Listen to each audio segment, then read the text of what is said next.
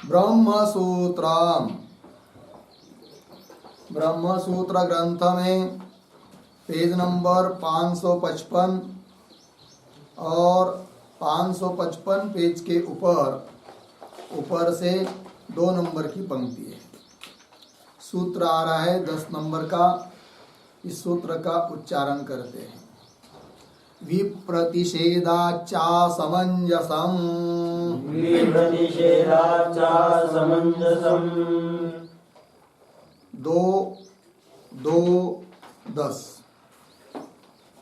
तो बात यह चल रही है द्वितीय अध्याय द्वितीय पाद, और द्वितीय पाद का यह प्रथम नंबर का अधिकरण चल रहा है, और इस अधिकरण का नाम है रचना अनुपपत्त्याधिकरणम।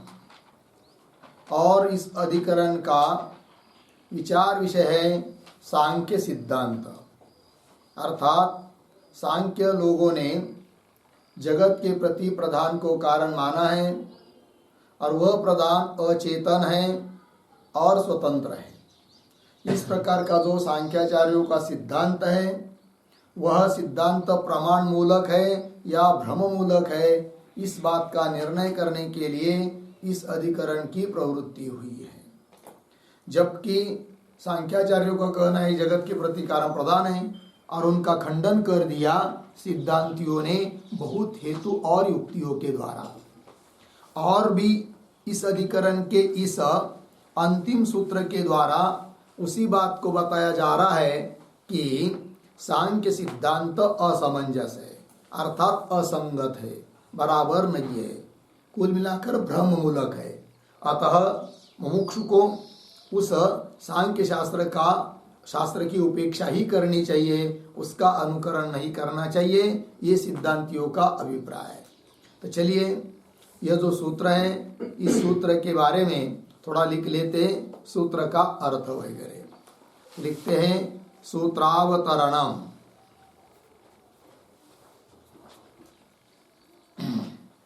सूत्रावतरणम बराबर इतश्च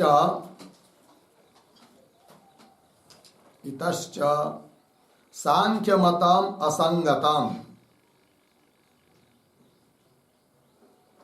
सांख्यमतम असंगतम इति आह।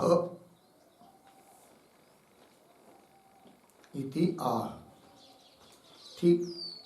फिर नीचे के पंक्ति में सूत्रम विप्रतिषेधाच्चा समंजसम 2:2:10। पदच्छेद विप्रतिषेधात् च असमंजसम।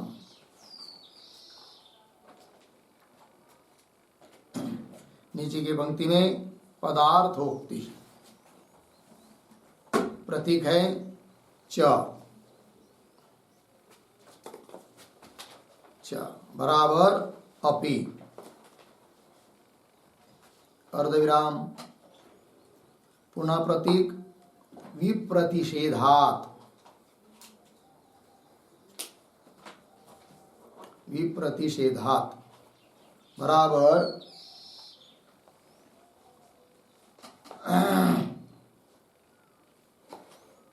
लिखा ना, सांख्याः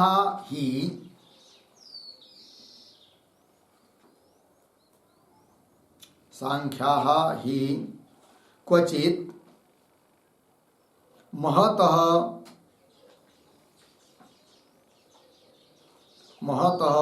पंचतन्मात्र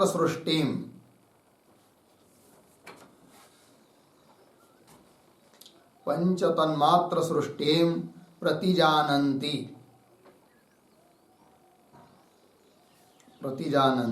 अर्धविराम। क्वचित् अहंकारात्।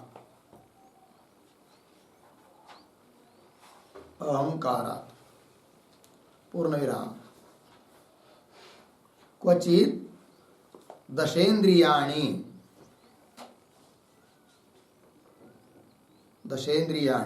अर्धविराम। क्वचित् ज्ञानेन्द्रियाणि।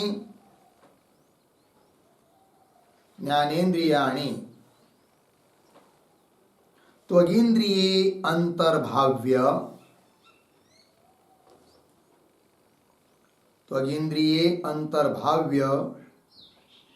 सप्तेन्द्रियाणि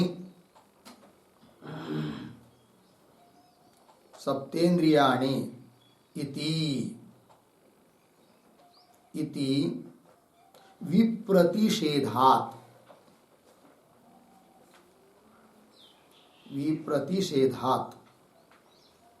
बराबर परस्पर विरोधात्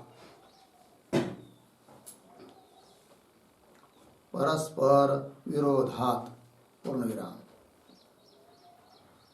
फिर आगे प्रतीक है असमंजसम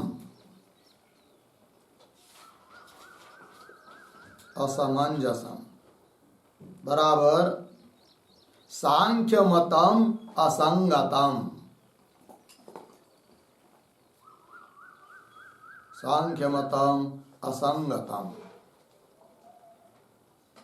पूर्ण विराम। आगे ईश्वर कारणवादी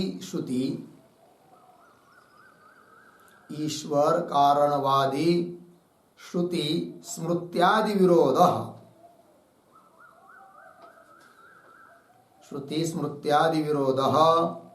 प्रसिद्धः एव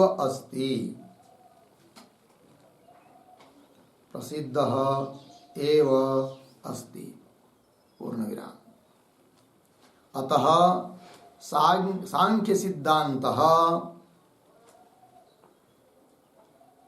सिद्धांतः भ्रांति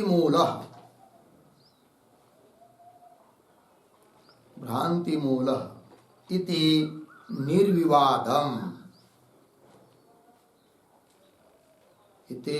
निर्विवादम अर्धविराम। तस्मात् मुमुक्षुभिः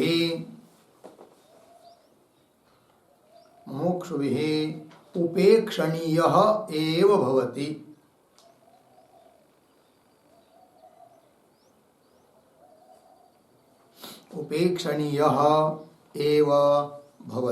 ठीक, देखो भाई अर्थ। तो अवतरण में लिखा है इतश्च सांख्य मतम असंगतम, इस कारण से भी सांख्य मत असंगत है। बोलेंगे क्यों? तो सूत्र आ रहा है बताने के लिए।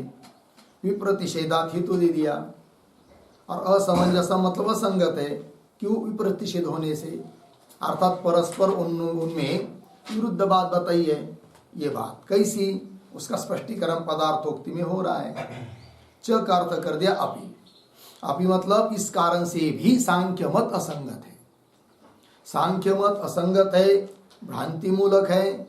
इस बात को बहुत सारे हेतु और युक्तियों के द्वारा बता दिया है पीछे। और यह भी कारण है कि सांख्य मत भ्रम मूलक है। क्या कारण है? तो प्रतीक आया हेतु विप्रतिषेधात। विप्रतिषेधात का मुख्य अर्थ होता है विरोधात, अर्थात उनके आचार्यों ने जो परस्पर बात कही है वो भिन्न भिन्न है, एक बात नहीं है। और उनके दृष्टि से यदि जगत सत्य है तो एक ही तरह से उन्होंने बताना चाहिए था। जैसे सामने कोई व्यवहारिक घट है, रख देते हैं, तो उस घट को कितने भी लोग देखेंगे और वह घट यदि नीला है तो सब लोग कहेंगे नीला घट नीला ही कहेंगे। कोई ये नहीं कह सकता कि कोई कहेगा नीला है, कोई कहेगा पीला है, कोई कहेगा घट ने पटई है, ऐसा नहीं कह सकते, क्योंकि व्यवहारिक सत्ता में सत्य है। किंतु सांख्यों की यहाँ समस्त जगत ही सत्य है, प्रकृति सत्य है, तो उनमें विप्रतिषेध नहीं होना चाहिए। एक ही तरह से एक ही रूप से सब लोगों ने बताना चाहिए, किंतु ऐसा तो हुआ नहीं है। इसलिए भी सांख्य मत ठीक नहीं है। तो बोलेंगे क्या उनमें विप्रतिषेध है, विरुद्ध बात है, बताओ। तो बता रहे सांख्या ही क्वचित कहीं कहीं पर महतः पंचतन्मात्र सृष्टि प्रति जानती, प्रधान से महतत्व और महतत्व से पंचतन्मात्राओं की उत्पत्ति मानते हैं सांख्य लोग। कुछ जगह पंचमात्र सृष्टि, पंचमात्राओं की उत्पत्ति, शब्द स्पर्श रूप रस गंध, ये जो पंचमात्राएं हैं उनकी उत्पत्ति कहते वो महतत्व से, कहीं पर प्रतिजानंती प्रतिपादयंती। और क्वचित दूसरे और कई स्थल पर अहंकारात, अहंकारात क्या, अहंकारात पंच तन्मात्र सृष्टिम प्रतिजानंती, कहीं कहीं पर तो प्रधान से महतत्व, महतत्व से अहंकार, फिर उस अहंकार से पंच तन्मात्रा की उत्पत्ति बताई है। तो कहीं पर महतत्व से सीधी बताई, कहीं पर अहंकार से बताई, तो एक बात तो हुई नहीं, प्रतिषेध हुआ क्वचित अहंकारात। और इतना ही नहीं, और बहुत सारी बातें हैं। उदाहरण जैसे कि कहीं पर उन्होंने 10 इंद्रिय की कल्पना की, 10 इंद्रिय है, 5 ज्ञानेन्द्रिय, 5 कर्मेंद्रिय, ऐसा कहते हैं। और उन्हीं के ग्रंथ में कहीं पर देखेंगे तो वो कहते क्या, क्वचित ज्ञानेन्द्रियाणि त्वगिंद्रिय अंतर्भाव्य, ज्ञानेन्द्रिय 5 है ना, तो उन सबका अंतर्भाव त्वगिंद्रिय में कर लेते हैं। तो ज्ञानेन्द्रिय करके एक ही रहा, फिर त्वगिंद्रिय, और 5 हुए कर्मेंद्रिय, तो 5 कर्मेंद्रिय, एक त्वगिंद्रिय, 6 हुए, और एक मानते हैं मन, ऐसे मिलाकर 7 इंद्रियों की कल्पना करते कई स्थल पर। तो क्वचित ज्ञानेन्द्रियाणि त्वगिंद्रिय अंतर्भाव्य सप्त इंद्रियाणि इति, इस प्रकार विप्रतिषेधात्, अर्थात परस्पर विरोधात, विरोधी बात होने से असमंजसम, असमंजसम का अर्थ कर दिया सांख्य मतम असंगतम, सांख्य मत असंग है, तो ये भी कारण हुआ। और ईश्वर कारणवाद को बताने वाली जो श्रुतियां है, कि जो जिन श्रुतियों ने जगत के प्रति कारण ईश्वर को बताया है, उन श्रुतियों के साथ भी विरोध आता है सांख्यों का। और उन श्रुतियों का अनुसरण करने वाली जो स्मृतियां हैं, कि वे स्मृतियां भी जगत के लिए कारण ईश्वर को ही बता रही है, उस स्मृतियों के साथ भी विरोध आता है सांख्यों का। तो वही कह रहे, ईश्वर कारणवादी श्रुति स्मृत्यादि विरोध प्रसिद्ध एव अस्ति, अतः सांख्य सिद्धांत भ्रांति मूलः, इसलिए सांख्य सिद्धांत भ्रांति मूलक है, प्रमाण मूलक नहीं है, इति निर्विवादम। फिर क्या करना चाहिए मुमुक्षु को, अब तब बता रहे अंतिम में, तस्मात् मुमुक्षु भी उपेक्षणीय एव, उपेक्षणीय, कह उपेक्षणीय, सांख्य सिद्धांत उपेक्षणीय, सांख्यों का सिद्धांत उपेक्षित कर देना चाहिए, दुर्लक्षित कर देना चाहिए, उनका अनुसरण नहीं करना चाहिए। मुमुक्षुओं ने इस बात को बता दिया। ठीक, चलिए, ये हुआ भाई सूत्र का अर्थ। अब इस सूत्र पर जो भाष्य है, उस भाष्य को देखते हैं। परस्पर विरुद्ध च अयम सांख्यानाम अभ्युपगमः, ठीक है, इतने शब्दों का ही थोड़ा अन्वय। सांख्यानाम पीछे, अयम आगे, अभ्युपगमः शुरू में, परस्पर विरुद्ध, ठीक है, अर्थ देखिए भाई, सांख्यानाम अयम अभ्युपगम, सांख्यों का यह अभ्युपगम अर्थात स्वीकार, अर्थात सिद्धांत। तो सांख्यों का यह जो सिद्धांत है कि जगत के प्रति प्रधान कारण है, वह अचेतन है और स्वतंत्र है, इस प्रकार का सांख्यों का सिद्धांत अभ्युपगम स्वीकार परस्पर विरुद्ध, परस्पर विरुद्ध है। कैसा विरुद्ध है, इसी बात का स्पष्टीकरण कर रहे आगे के पंक्तियों में। तो कह रहे क्वचित सप्तेन्द्रियाणि अनुक्रामंती, ठीक है ना, क्वचित कहीं कहीं पर वे सांख्य लोग 7 इंद्रिय है इस प्रकार का कथन करते हैं, अनुक्रामंती। तो 7 इंद्रिय कौन हुए फिर उनके मत में, हाँ, 5 कर्मेंद्रिय, त्वक और मन, कुल मिलाकर 7, ऐसी संख्या गिनाते वो लोग। ठीक, क्वचित सप्तेन्द्रियाणि अनुक्रामंती, क्वचित 11, किंतु कहीं कहीं पर वो ही सांख्य लोग 11 इंद्रियों को बताते हैं, 5 ज्ञानेन्द्रिय, 5 कर्मेंद्रिय और मन। ठीक, और क्या विरुद्ध बात है उनके मत में, तब कह रहे तथा क्वचित महतः तन्मात्र सर्गम उपदिशन्ति, कहीं कहीं पर ऐसा उपदेश उन्होंने किया है कि महत अर्थात महत तत्व से पंच तन्मात्राओं की सर्ग अर्थात उत्पत्ति बताते हैं। ठीक, फिर और कई जगह क्वचित अहंकारात, अहंकारात क्या, अहंकारात तन्मात्रा सर्गम, हाँ, तन्मात्र सर्गम उपदिशन्ति, कहीं कहीं पर तो अहंकार से 5 तन्मात्राओं की उत्पत्ति बताते हैं, कहीं पर महत्त्व से बताते हैं। इस प्रकार विरुद्ध बात हुई। और क्या बात विरुद्ध होती है? तब कह रहे तथा क्वचित त्रीणि अंतकरणानि वर्णयन्ति। कहीं कहीं पर तो उन्होंने कहा है अंतकरण कितने हैं? 3। कौन 3 है अंतकरण? तो मन, बुद्धि और अहंकार। इस प्रकार करके 3 रूप मान लेते हैं अंतकरण के कहीं कहीं पर। क्वचित त्रीणि अंतकरणानि वर्णयन्ति, क्वचित एकम इति। और कहीं कहीं पर तो एक ही अंतकरण है, इस बात का वर्णन करते हैं सांख्य लोग। ठीक है, तो ये जो आया है यहाँ पर क्वचित त्रीणि अंतकरणानि वर्णयन्ति और क्वचित एकम, इस पर एक वाक्य लिख के रखेंगे। बुद्धि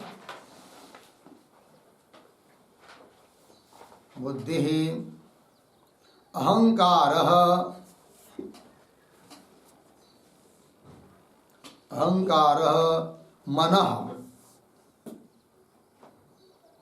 मनः इति त्रीणि अंतकरणानि वर्णयन्ति। इति त्रीणि अंतकरणानि वर्णयन्ति। ठीक, अर्धविराम। क्वचित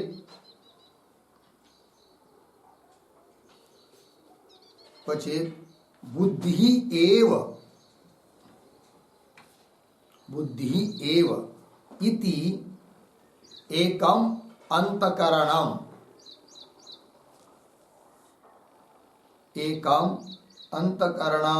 वर्णयन्ति।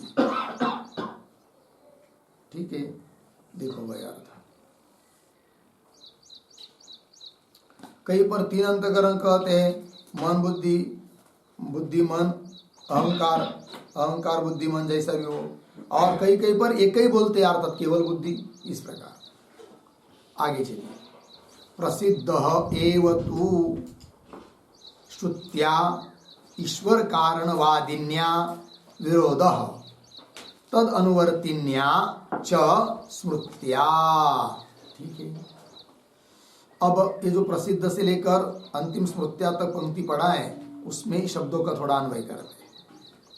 तो 2-3 शब्द छोड़कर आया है ईश्वर कारणवादिन्या, उसके पीछे श्रुत्या, ईश्वर कारणवादिन्या श्रुत्या, अंतिम में च, उसके पीछे तद अनुवर्तिन्या, आगे स्मृत्या, फिर बीच में पीछे विरोधः, शुरू में प्रसिद्ध एव तु।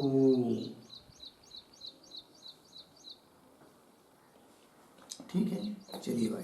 तो ये जो पंक्ति है ना, प्रसिद्ध एव तु, यहां से चालू हुई, उसके पूर्व में एक वाक्य लिखते हैं अवतरण। एवं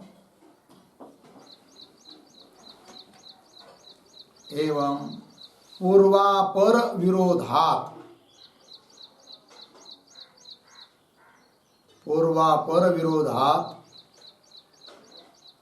इति व्याख्याय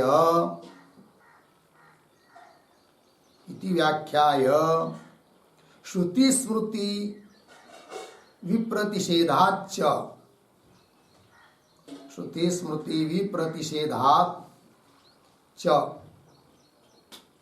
इति अर्थांतरम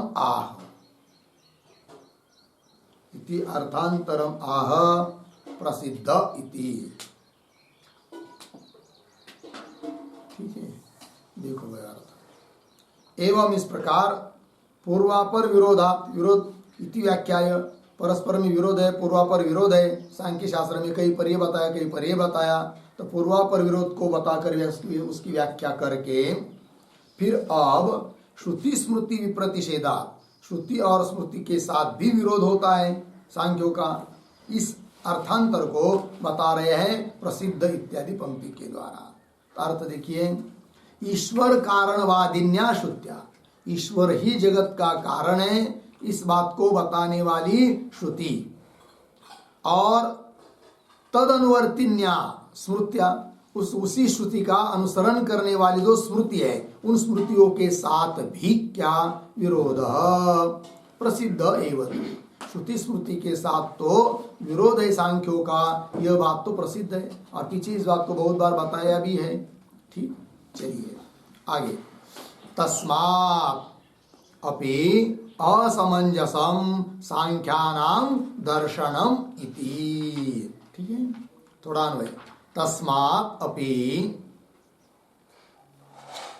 एक शब्द छोड़कर आगे, सांख्यानां दर्शनम, पीछे असमंजसम इति, इसलिए सांख्यों का दर्शन, सांख्यों का तत्वज्ञान, सांख्यों का सिद्धांत असमंजसम, असंगत है, उचित नहीं है, यह बात हो गई। तो सिद्धांतियों ने निषेध कर दिया सांख्य सिद्धांत का, सांख्य सिद्धांत ठीक नहीं है, असमंजस है, असंगत है, इस बात को बताया अभी तक। किंतु इस बात को वो सांख्याचार्य लोग सहन नहीं करते हैं, वो कहते नहीं नहीं हमारा सिद्धांत तो बराबर है। अब हमारा सिद्धांत तो बराबर है, इस बात को सिद्ध तो नहीं कर पा रहे हैं कौन? सांख्याचार्य लोग, क्योंकि उनका खंडन कर दिया आचार्य जी ने। अब वो दूसरी तरह से बात बोलते हैं, कौन? सांख्याचार्य लोग। वे कहते हैं तुम्हारे वेदांत मत भी तो ठीक नहीं है फिर, क्योंकि जिस हेतु से तुमने, वेदांतियों ने हमारे मत को दूषित बताया, उसी हेतु से तुम्हारा वेदांत मत भी दूषित हो जाता है, ये सांख्यों का अभिप्राय। मतलब कैसे?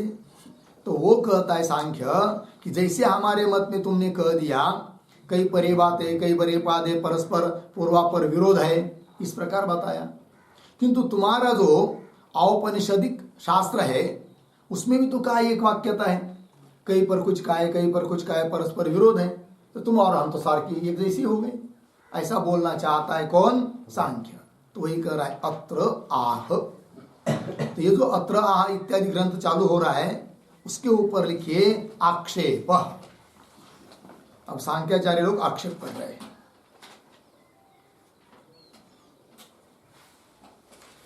आक्षेप, और ये जो चालू हुआ अत्र इत्यादि, उसके पूर्व में एक वाक्य भी लिख लेंगे, अवतरण। स्वमत असामंजस्यम, स्वमत असामंजस्यम असहमानः सांख्यः, असहमानः सांख्यः प्रत्यवतिष्ठते, प्रत्यवतिष्ठते बराबर विरोधम करोति, प्रत्यवतिष्ठते बराबर विरोधम करोति, अत्र आह इति।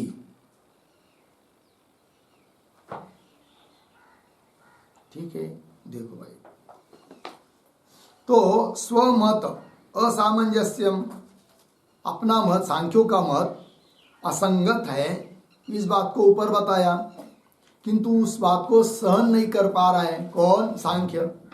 लेकिन असमान सांख्य प्रत्यवतिष्ठति, विरोध कर रहा है, नहीं नहीं नहीं नहीं नहीं नहीं, ऐसा कैसा कर रहे, तो कुछ बोल रहा है फिर आप सांख्य, देखिए क्या कहता है वो। अत्र इसके आगे ननु औपनिषदानाम अपि असमंजसम एव दर्शनम। ठीक, क्यों? तप्यतापकयो हो जात्यंतर भाव अनभ्युपगमात, हेतु दिया। किस बात के लिए? तो शुरू से देखिए, ननु, थोड़ा अन्वय भी कर लेंगे, ननु औपनिषदानाम अपि, एक दो शब्द छोड़कर, दर्शनम पीछे, असमंजसम एव, आगे तप्यतापकयो जात्यंतर भाव अनभ्युपगमात। ठीक, देखिए भाई वो क्या कहता है, ननो औपनिषदानाम मतलब औपनिषद सिद्धांत, तुम्हारा वेदांत मत, वह भी औपनिषदों का जो, उपनिषदों का जो दर्शन अर्थात तत्वज्ञान है, सिद्धांत है, वे भी संगत नहीं है, सुसंगत नहीं है। असमंजसम एव, असमंजस ही है। बोलेंगे क्यों? तो हेतु दे रहा है, तप्यतापकयो जात्यंतर भाव अनभ्युपगमात्, ये हेतु दे रहा है। मतलब क्या है? हेतु का अर्थ क्या है? तप्य क्या है? तापक क्या है? और उनका जात्यंतर मतलब भेद। जात्यंतर का मतलब होता है भेद। जैसे कि उदाहरणार्थ घट और पट, तो घट से भिन्न जाति वाला है कौन? पट। तो पट के साथ घट क्या है? जात्यंतर है। घट के साथ पट जात्यंतर है, भिन्न जाति वाले। और भिन्न जाति वाले मतलब भेद है, भिन्न है, भिन्न है। अलग अलग जाति वाले घट में घटत हो जाती है, पट में पटत हो जाती है, अर्थात दोनों का भेद है। तो उसी प्रकार वो कहता है कि जात्यंतर भाव का स्वीकार नहीं करते, तुम भेद का स्वीकार नहीं करते।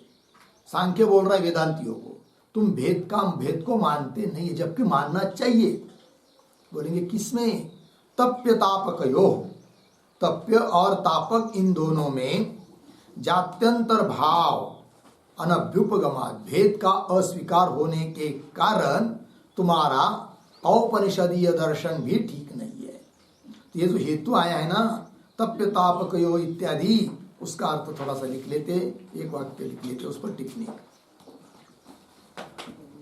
लिखते। तप्य बराबर जीव, तप्य बराबर जीव, अर्धविराम। तापक बराबर संसार,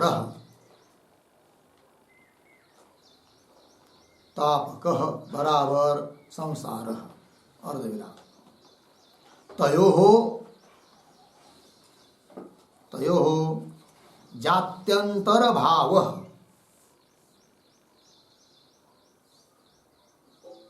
जात्यंतर भाव बराबर भेद, भेद, अर्धविराम। तस्य अनभ्युपगमात्, तस्य अनभ्युपगमात् बराबर अनंगीकारात्, अनंगीकारात्। लोक प्रसिद्ध, लोक प्रसिद्ध तप्यतापक भाव, तप्यतापक भाव लुप्येत इत्यर्थः, लुप्येत इत्यर्थः। ठीक है, देखिए भाई अर्थ। तप्य कहते जीव को, जो तप्त हो रहा है, दुखी हो रहा है, और तापक दुख देने वाला वो है संसार। और तयो हो, तप्य तापकयो हो जात्यंतर भाव अर्थात भेद, जबकि भिन्न मानना चाहिए जीव को और संसार को। किंतु तुम वेदांती लोगों ने सर्वम खलविदम ब्रह्म ऐसा कहकर जीव तप्य जो है, तापक जो संसार, उसका भेद माना ही नहीं है। तस्य भेदस्य अनभ्युपगमात्, अनंगीकारात्, स्वीकार न करने के कारण लोक प्रसिद्ध तप्य तापक भाव लुप्येत। लोक प्रसिद्ध, लोगों में प्रसिद्ध है तप्य तापक का भेद सब लोग जानते हैं। जीव अलग है, संसार अलग है, किंतु तुम वेदांतियों ने तो उनका भेद माना ही नहीं है, अतः तुम्हारा दर्शन ठीक नहीं है। तो बोलेंगे ठीक है, हमने तप्य तापक का भेद न भी माना हो तो उससे कैसा ठीक नहीं है? वेदांत दर्शन जरा स्पष्ट करो। तो वही बोल रहा है फिर आगे सांख्य। देखो भाई, तो आगे जो पंक्ति है ना, एकम ही इत्यादि, उसी का विवरण है जो अभी हेतु दिया है पीछे। तप्य तापकयो जात्यंतर भाव अनभ्युपगमात्, इसका स्पष्टीकरण कर रहा है वो स्वयं। एकम ही ब्रह्म, सांख्य बोल रहा है वेदांतियों को, तुम्हारे वेदांत मत में एकम ही ब्रह्म सर्वात्मकम, एक ही ब्रह्म क्या है? सर्वात्मक है, सबका आत्मा है। और सर्वस्य प्रपंच से कारणम, और समस्त प्रपंच का वो क्या है? कारण भी तुमने माना है। ठीक है, कारणम अभ्युपगच्छताम एकस्य एव आत्मनः विशेषौ तप्यतापकौ न जात्यंतरभूतौ इति अभ्युपगंतव्यम स्यात्। ठीक है, देखो भाई, थोड़ा सा आगे का थोड़ा अन्वय पुनः पढ़ता हूं। एकम ही ब्रह्म सर्वात्मकम, अर्धविराम। सर्वस्य प्रपंच से कारणम अभ्युपगच्छताम, यहां से आगे अभ्युपगच्छताम के आगे दो तीन शब्द छोड़कर तप्यतापकौ, फिर पीछे वाला एकस्य एव आत्मनः विशेषौ, आगे न जात्यंतर्भूतौ इति अभ्युपगंतव्यम स्यात्। ठीक, देखो भैया, एक ही ब्रह्म सर्वात्मक है, सबका आत्मा है तुम्हारे वेदांत मत में, ठीक है ना, और सर्वस्य प्रपंच से कारणम, और वही एक ब्रह्म समस्त प्रपंच का क्या है, कारण मानते हो। ऐसे अभ्युपगच्छता गच्छताम, इस प्रकार स्वीकार करने वाले तुम वेदांतियों को क्या होगा वेदांतियों के मत में फिर, तो कह रहे तप्यतापकौ एकस्य आत्मन विशेषौ। तप्य और तापक, जीव और संसार, ये दोनों भी एक ही आत्मा के विशेष है, ये मानना पड़ेगा। फिर क्या नहीं मान पाओगे, न जात्यंतर्भूत, जात्यंतर्भूत अर्थात उनमें भिन्नता नहीं रहेगी, क्योंकि तुम सबके आत्मा ब्रह्म को मानते हैं और सबके लिए कारण ब्रह्म को मानते हैं। तब तो क्या तप्य तापक एकस्य आत्मना विशेषो, तप्य और तापक ये दोनों भी एक ही आत्मा के विशेष सिद्ध होंगे और दोनों में भेद सिद्ध नहीं होगा। न जात्यंतर्भूतौ इति अभ्युपगंतव्यम स्यात्, ऐसा तुमको स्वीकार करना पड़ता है फिर, क्योंकि तुम एक ही ब्रह्म को मानते हैं सब जगह, ठीक है ना। तो अभ्युपगंतव्यम स्यात् पूर्ण विराम, इससे क्या हुआ, तो स्यात् के ऊपर एक वाक्य, तथा सती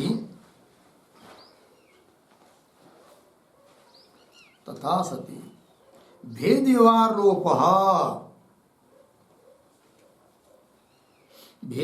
लोपः इति असमंजसम इत्यर्थः, इति असमंजसम इत्यर्थः। ठीक, ऐसी बात है तो भेद व्यवहार का लोप हो जाएगा, और भेद व्यवहार का लोप मानना असंगत है, ये बात हुई। आगे चलिए, यदि च एतौ तप्यतापकौ एकस्य आत्मना विशेषौ स्याताम स ताभ्याम तप्यतापकाभ्याम न निर्मुच्येत इति तापोपशांतये सम्यक दर्शनम उपनिषद शास्त्रम अनर्थकम स्यात्। ठीक है, बहुत बात बता दी। यदि सब कुछ तुम सबका अभेद ही मानते हो तो उससे क्या क्या सिद्ध होता है, फिर तुम्हारे मत में क्या क्या होना चाहिए, ये बता रहा है सांख्य वेदांतियों को। तो यह जो पंक्ति है यदि च एतौ इत्यादि, उस यदि के पूर्व में एक वाक्य लिखते हैं उत्तर, ननु तयोः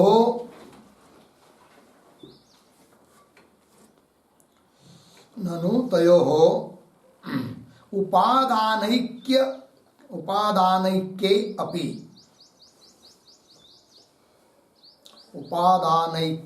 अपि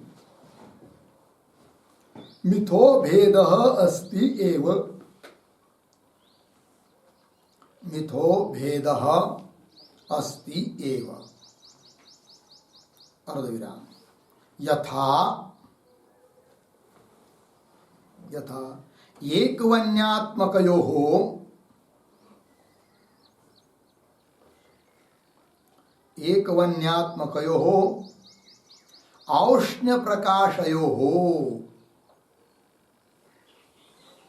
औष्ण्य प्रकाशयोः, अर्धविराम, आगे, अतः न व्यवहार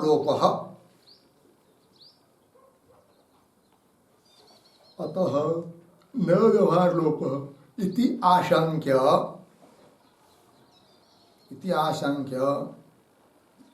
वह्नेः इव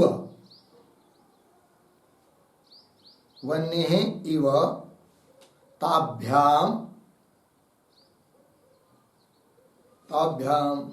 आत्मनः मोक्षः आत्मनः मोक्षः न स्यात् न स्यात् इति आह यदि इति आह यदि इति। ठीक है, देखो भाई अर्थ क्या कहना चाहता है सांख्य। तो कह रहे ननु तयोः उपादान ऐक्य अपि मिथो भेद अस्ति एव। अभी जो यदि इत्यादि पंक्ति चालू हो रही हुई ना, उसके पीछे में क्या बताया कि भेद व्यवहार का लोप हो जाएगा, क्योंकि आप सबके लिए उपादान कारण कारण किसको मानते हो? ब्रह्म को मानते हो, और सबका आत्मा ब्रह्म है ऐसा कहते हो, तो तप्य तापक इत्यादि भेद का लोप हो जाएगा, ऐसा पीछे की पंक्ति में कहा। तब वो बोलता है, तब उस सांख्य को कोई बोलेगा क्या? ननु तयोः उपादान ऐक्यपि, तयोः हाँ तप्य तापकयोः उपादान ऐक्यपि, तप्य जीव तापक संसार, इन सबका उपादान कारण एक होने पर भी मिथो परस्पर में भेद अस्ति एव, भेद हो जाएगा। बोलेंगे कैसे भेद हो जाएगा? फिर दोनों को उपादान करने कहे तो बोलेंगे ऐसा कुछ बात नहीं, हम उदाहरण देते हैं। वही कर यथा एक वन्यात्मकयो हो औष्ण्य प्रकाशयो। ठीक, तो वन्नी उपादान कारण है, और उस वन्नी में दो धर्म दिखाई देते हैं। कौन कौन? औष्ण्य, उष्णता और प्रकाश। और उष्णता और प्रकाश दोनों के लिए भी कारण वन्नी है, और वन्नी उन दोनों का आत्मा है, क्योंकि उस आत्मा वन्नी को छोड़कर उष्णता और प्रकाश रह नहीं सकते। तो वन्यात्मक है उष्णता और प्रकाश, उनके लिए कारण है वन्नी, तो भी व्यवहार में उष्णता को अलग मानते, प्रकाश को अलग मानते, भेद होता है। उसी प्रकार तप्य और तापक, जीव और संसार, इन दोनों का आत्मा भले ब्रह्म हो, दोनों का सबका कारण भले ब्रह्म हो, तो भी तप्य तापक में उष्णता और प्रकाश की तरह भेद हो जाने में क्या दिक्कत है? ऐसा सांख्यों को कोई पूछेगा। ठीक, तो आगे देखिए फिर। अतः न व्यवहार लोप, इसलिए भेद व्यवहार का लोप नहीं होगा उष्णता और प्रकाश की तरह। इति आशंका, ऐसी कोई यदि शंका करता है सांख्य के कहने पर, तो वो बोलता है फिर सांख्य ठीक है ऐसा मान रहे हो, फिर दूसरी तरह से हम बोलते हैं क्या कि वन्नी का धर्म, वन्नी का ही विशेष तुमने मान लिया उष्णता और प्रकाश को। सांख्य बोल रहा है अब उस शंका करने वाले को, उस वन्नी का ही विशेष कौन कौन है? उष्णता और प्रकाश।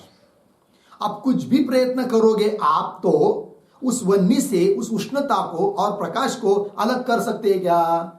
नहीं कर सकते।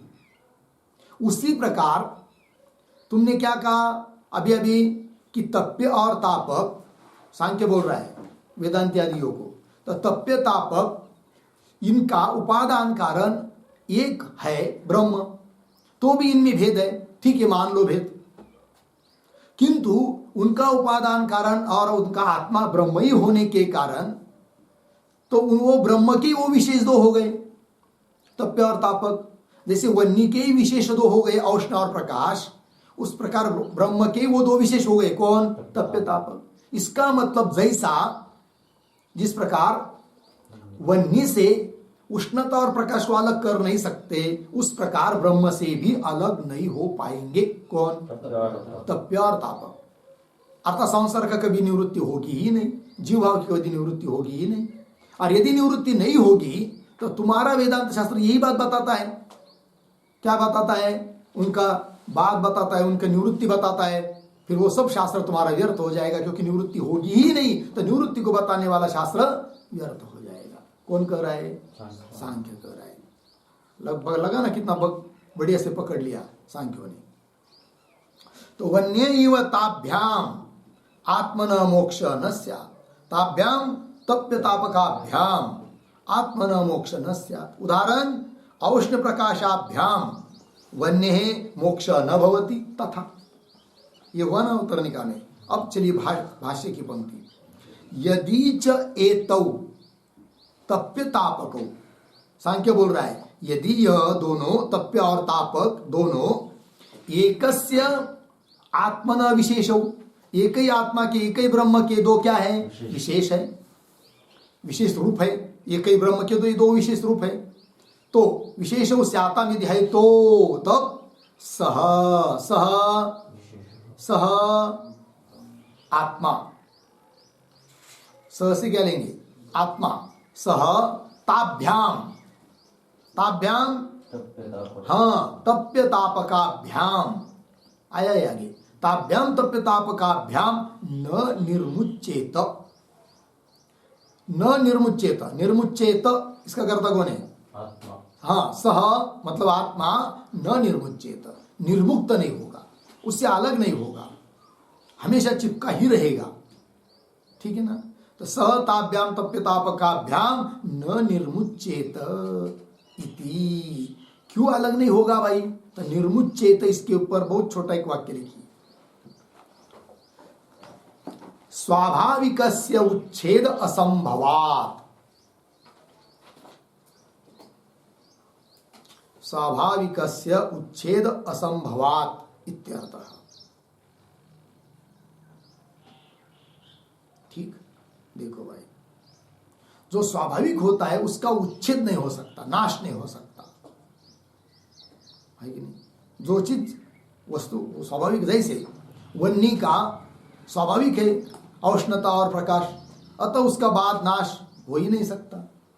ठीक है कि नहीं? वन्य को छोड़कर अलग जा नहीं सकते, या वन्य और उष्णता और प्रकाश से अलग वन्य हो नहीं सकता, वन्य से अलग ये दोनों हो नहीं सकते।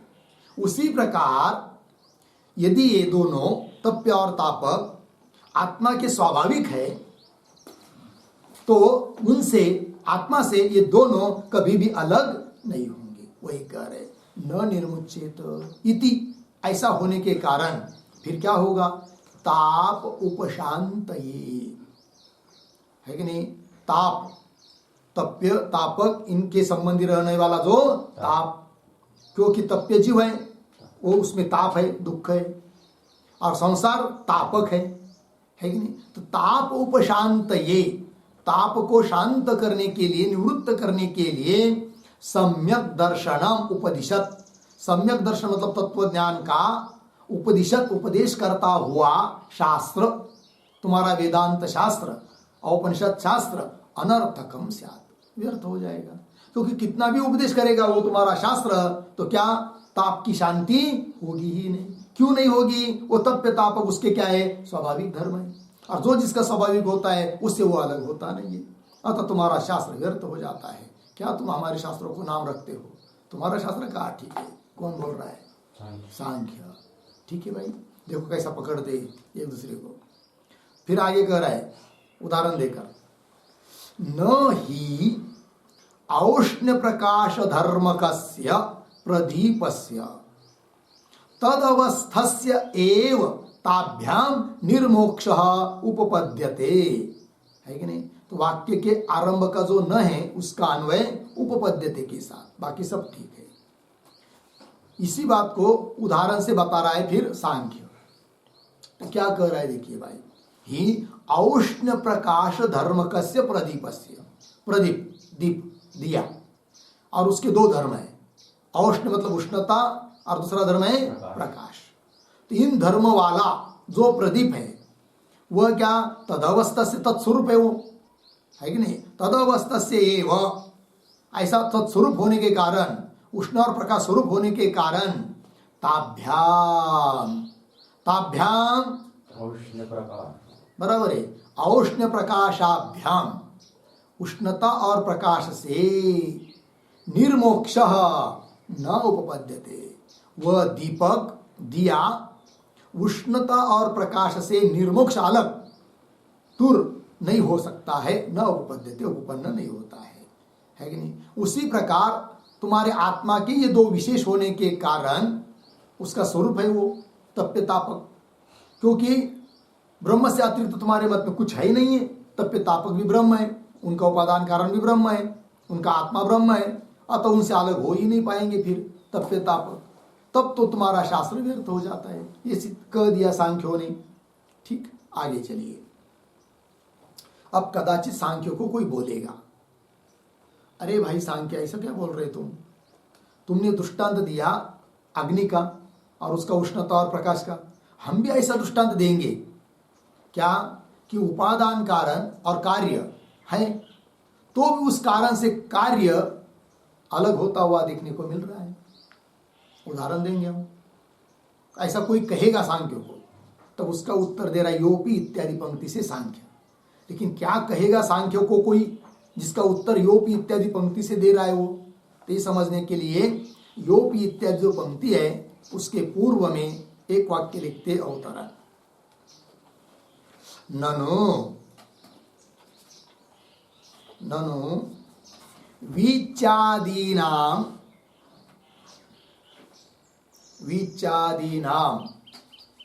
जलात्मकत्वे अपि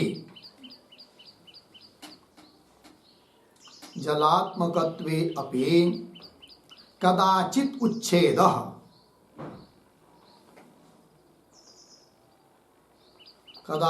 उच्छेदः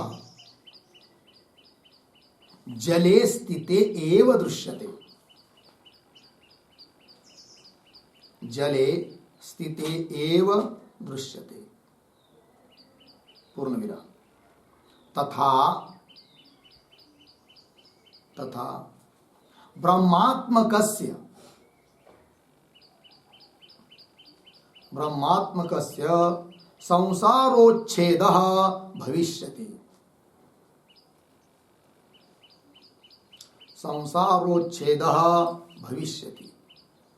इति आशंक्य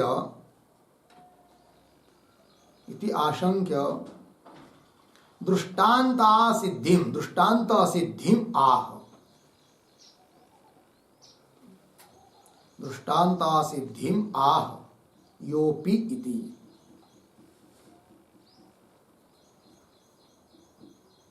ठीक है, देखो भाई अर्थ ध्यान दीजिए। ननु वीचादीनां जलात्मकत्वे अपि, वीची मतलब वो जल के ऊपर जो लहरें तरंग आदि दिखते हैं ना, छोटी लहर बड़ी लहर, ये सब फेन बुदबुद ये सब लेना आदि शब्द से, तो विच्चादीनां जलात्मकत्वे भी, और वो जल से भिन्न नहीं है, जलात्मक ही है विच्चादि। जलात्मकत्वे अपि कदाचित् उच्छेद जले स्थिते, जले कदाचित् उच्छेद भवति, मतलब जल वैसे एक वैसा स्थिति, इसका मतलब जल थोड़ी नष्ट हुआ, जल तो ठीक है किंतु उसके ऊपर का जो विचित्र तरंग है वो क्या हो गया, नष्ट हो गया, उच्छेद हो गया उसका।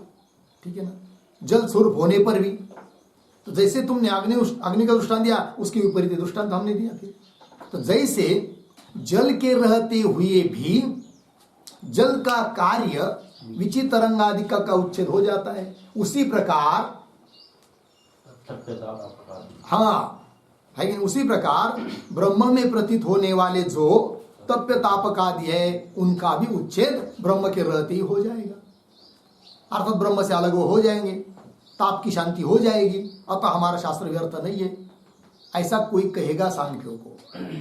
तो जले स्थिति एव कदाचित उच्छेदः दृश्यते, तथा, ये तो दृष्टांत हुआ। अब सिद्धांत, तथा ब्रह्मात्मकस्य संसार ब्रह्मात्मक है कोई बात नहीं, तो भी उच्छेद भविष्यति, उच्छेद हो जाएगा।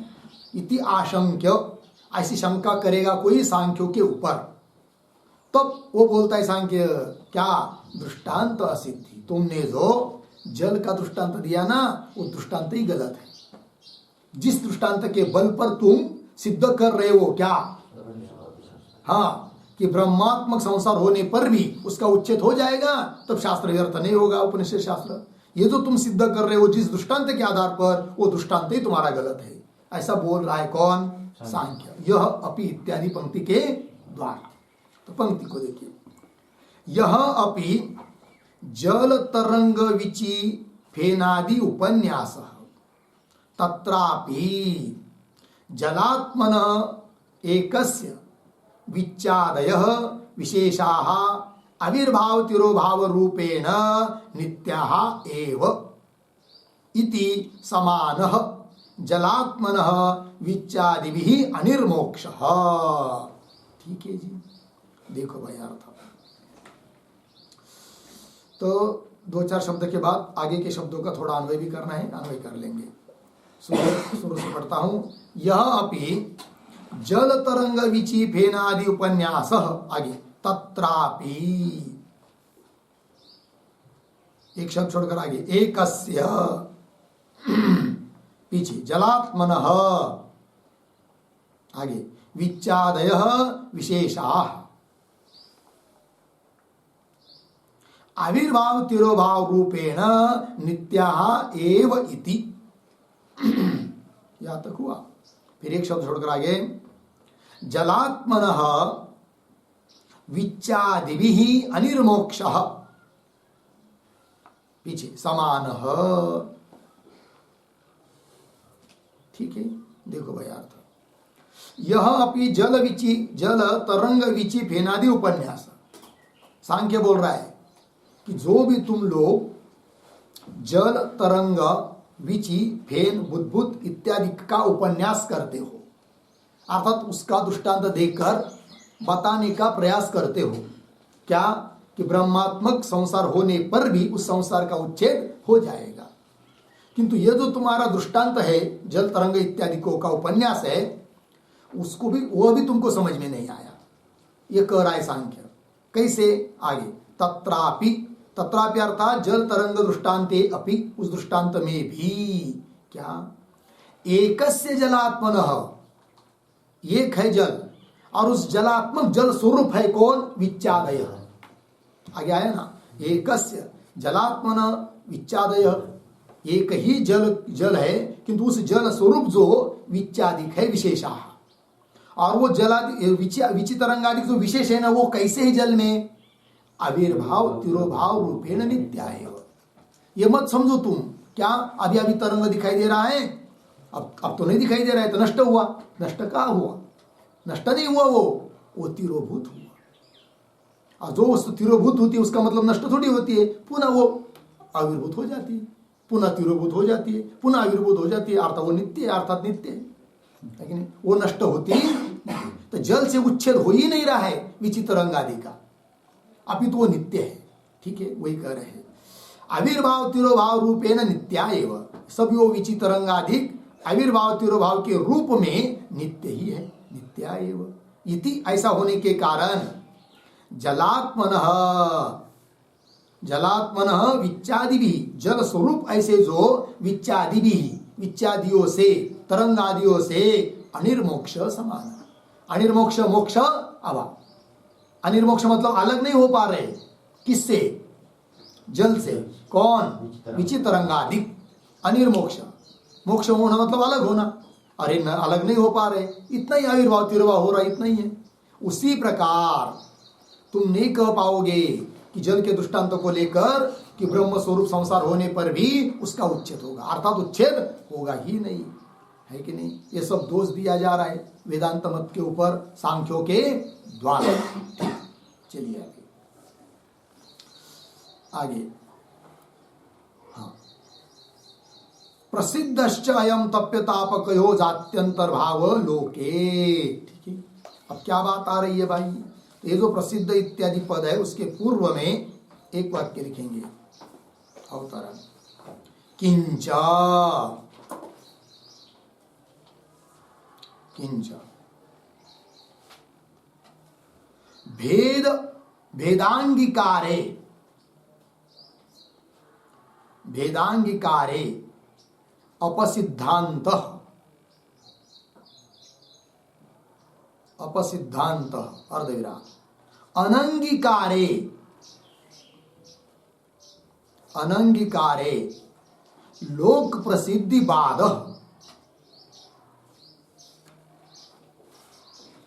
लोक प्रसिद्धिवाद इति आह प्रसिद्ध इति। प्रसिद्ध इति। ठीक है, देखो भाई, किंच और क्या? भेद अंगीकारे। तो ऊपर क्या कहा सांख्यों ने वेदांतियों को कि तुम तो तप्य तापक का भेद मान नहीं सकते, और यदि भेद नहीं होगा तो क्या क्या होगा, सब बात बता दिया अभी तक। और अब यदि कहोगे तुम वेदांती लोग नहीं भेद है, तप्य तापक का क्या है? भेद है। और भेद मानोगे तो अपसिद्धांत हो जाएगा, क्योंकि तुम्हारे वेदांत मत में भेद माना ही नहीं है, हमेशा अभेद है सभी चीज का, तो अपसिद्धांत होगा। भेदांगीकार है अपसिद्धांत। अनंगीकार है, क्या अनंगीकार है? भेद अनंगीकार है। यदि भेद को नहीं मानोगे तो, सांख्य बोल रहा है वेदांतियों को, ये वेदांती तुम यदि भेद नहीं मानोगे तो लोक प्रसिद्धि बाधा, क्योंकि लोग साक्षात जानते हैं तप्य अलग है, तापक अलग है कि नहीं, जीव अलग है, संसार अलग है, ये सब बात लोग भेद को जानते हैं कि नहीं, उसका क्या होगा? बाद होगा। तो अनंगीकारे लोक प्रसिद्धि बाध इति आह, इस बात को बोल रहे हैं अभी प्रसिद्ध इत्यादि पंक्ति से। देखो भाई, प्रसिद्ध च अयम तप्य तापकयो जात्यंतर भाव लोके, तो कैसा पढ़ेंगे? च अयम तप्य तापकयो जात्यंतर भाव लोके, पीछे प्रसिद्ध, ठीक है ना। और यह तप्य और तापक इन दोनों का जात्यंतर भाव, जात्यंतर भाव शब्द का अर्थ भेद, लोके प्रसिद्ध, लोक में भेद प्रसिद्ध है। अब लोक में तप्य और तापक का भेद कैसा प्रसिद्ध है, जरा स्पष्ट करो, है कि नहीं? तो वही करे, तथा ही, कैसा तप्य तापक का भेद है, इस बात को बोल रहे तथा ही इत्यादि पंक्ति के द्वारा। किंतु यह विषय थोड़ा लंबा है, इसका विचार हम लोग कल करेंगे। पूर्णमदः पूर्णमिदं पूर्णात् पूर्णमुदच्यते